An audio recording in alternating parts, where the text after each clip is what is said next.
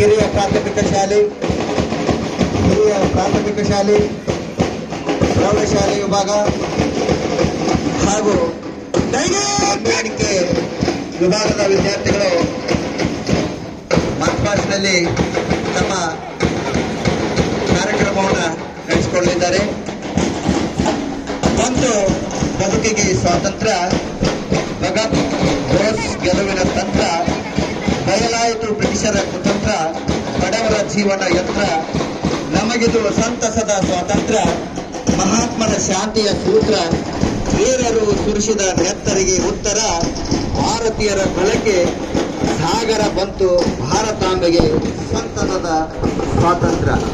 ಇದು ನಾವು 80ನೇ ಸ್ವಾತಂತ್ರ್ಯವನ್ನು ಅಚ್ಚುಕಟ್ಟಾದ ರೀತಿಯಲ್ಲಿ ನಮ್ಮ ಕಾರ್ಯಕ್ರಮ ಸುಗಮವಾಗಿ ಸಾಗ್ತಾ ಇದೆ.